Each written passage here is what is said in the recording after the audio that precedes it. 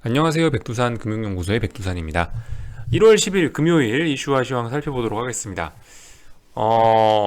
먼저 어제가 옵션 만기일이었는데 제가 어제 엄청 바쁘게 지내고 이번 주에 그냥 별로 주식이 어쨌든 뭐 나 빼고 계속 오르니까 별로 신경을 안 썼더니 옵션 만기주인 것도 깜빡하고 지나갔어요. 제가 그래서 옵션 그런 얘기를 하지 않았습니까? 만기주를 제외하고 한 50% 정도 옵션이 하루에 죽으면은 콜이든 풋이든 그쪽으로는 거의 다 갔을 가능성이 높다 했는데 계속 주중에 뭐 마이너스 55% 마이너스 60% 왔다 갔다 했죠. 그리고 장중에 어떤 아래꼬리 윗꼬리도 많이 보이고요. 전형적인 만기주의 특징이었는데 어쨌든 그래서 그 만기주가 이제 끝났고요. 만기주 끝나고 어제 만기일이 끝났는데 어제 완전 콜옵션 대박이 나서 끝났죠. 어제 콜 대박이 나서 끝났는데 그걸 어쨌든 오늘이에서야 그걸 깨달았다는 거.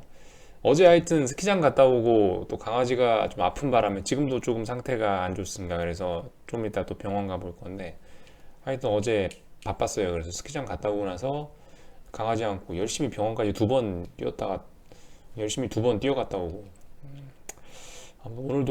오늘도 뭐 뛰어가긴 뛰어갈 건데요. 자, 아무튼 그래서 그런 점들을 뭐 조금 놓쳤었습니다. 근데 어쨌든 옵션 만기일 이런 거 몰라도 어쨌든 시장 보는 데는 큰 지장은 없습니다. 알면은 좀 좋겠죠. 알면은 좋은데 몰라도 뭐 큰 그런 건 없다. 그래서 일단은 지금 1월물 옵션이 끝났거든요. 그래서 보시면 어쨌든 1월물 옵션에서 지금까지 이렇게 흐름을 보시면은 어쨌든 콜옵션이 계속 살아있고, 풋옵션도 뭐, 그때 죽지는 않는 이런 모습을 보이고 있었습니다. 그래서 결과적으로 추세대로 그냥 마감이 된 거죠. 매수 우위, 약간, 그죠? 약간 좀 매수 우위의 흐름이었던 것 같아요. 1월물 옵션은. 그래서 그 매수 우위의 흐름 끝까지 마지막 만기일 날, 아주 그냥 화려하게 불태우고 매수 우위의 1월물을 마지막 만기일 날에 화려하게 불태우고 1월물이 끝났다라는 얘기입니다. 그래서 2월물이 이제 시작이 됐죠. 오늘부로. 어, 1월 지난 12월 달에 급등했던 거, 그리고 1월 달에도 매수 우위의 흐름이 이어졌다는 거. 근데 이제 1월 옵션 끝났죠. 1월 옵션 끝났고요. 이제 2월 물이 시작이 됐습니다. 더 이상 어떤 이 매수 우위의 흐름을 지켜가야 될 필요는 이제 없죠, 그죠? 지금까지 어떤 지수의 어떤 지지선을 했던 것들이 일단 12월 달까지는 윈도우 드레싱이 있었죠. 연말 종가 관리, 12월 말 종가 관리. 그렇기 때문에 지수가 많이 올랐어야 됐던 상황이고 빠지기 힘들었고, 그리고 지금 이제 어제 1월 9일까지 상황은 옵션 만기라는 것이 지수의 지지선 역할을 그게 지지선 역할을 했었습니다. 옵션 만기가요. 옵션이 만기되기 전에 그 매수 포지션 잡아놨던 것들, 그거 손해보기 싫잖아요. 그러니까 그냥 쭉 올리고 끝낸 거죠. 근데 이젠 진짜 어쨌든 지수의 지지선은 없다라는 겁니다. 이제 진짜 지수를 밑에서 받쳐줄 만한 지지력이 있는 것은 일단 그런 이벤트들은 좀 사라진 것 같습니다. 어, 뭐 그럼에도 불구하고 어쨌든 좀 이제 요즘에 좀 그 조정이 필요하긴 필요한데요. 어쨌든 악재들이 그렇게 잘 없습니다. 1월 13일 날 중국의 류허 총리인가? 하여튼 류허가 미국의 무역협상 타결을 위해서 무역협상 사인을 위해서 출국한다는 소식도 있고 뭐 이래저래 해서 어쨌든 뭐 악재가 눈에 띄는 게 뭐 있지는 않습니다. 뭐 이것 때문에 시장이 빠지겠거나 이런 건 없어요. 악재가 있다고 한다면 그 무리하게 올랐던 거 그죠? 옵션 만기일 어제 갭상승 많이 해가지고 쳐올렸던 이게 악재라면 악재일 겁니다. 이거 이제 수급적인 악재죠. 수급적인 악재. 이 기초를 튼튼히 쌓아놓고 올라갔어야 되는데 기초가 약한 상황에서 상승을 했다는 거가 그나마 악재라면 악재일 것 같아요. 근데 그게 사실 가장 큰 악재죠. 자, 아무튼 오늘도 뭐 조금 오르긴 오릅니다만 오늘도 이슈 없죠? 예, 오늘도 이슈 없습니다. 여기 윗골이 달려있는 고점 부분 돌파하는 거 어려울 거예요. 돌파 못할 가능성 굉장히 높습니다. 어쨌든 기다려야 될 것 같아요. 이래저래 뭐 좀 기다려야 될 것 같다.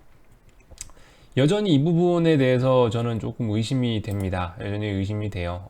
여기에 갭 상승했던 부분, 여기에 갭 상승했던 부분, 이런 부분 굉장히 취약한 부분이기 때문에 어쨌든 언젠가 한번 터치를 하지 않을까 싶긴 합니다.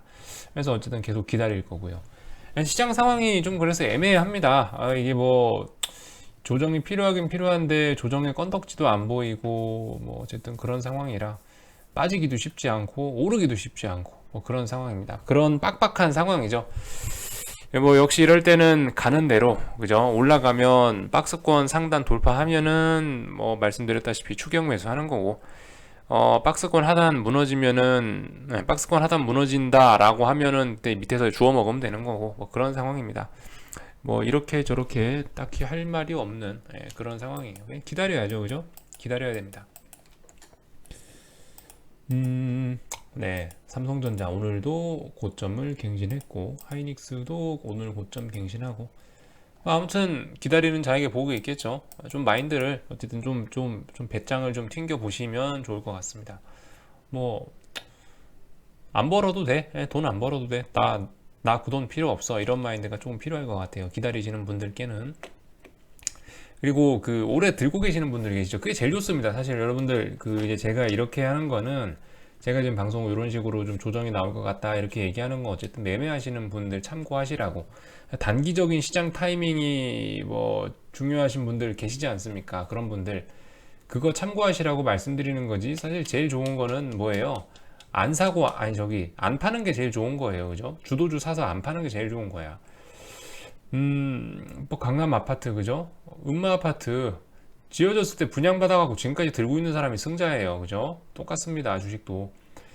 그 대표적으로 제 방에는 최용성 님이라고 삼성전자 한번 끝까지 들고 가 봅시다 라고 얘기를 해드렸는데 이젠 평단가가 얼마인지도 이제 모르죠.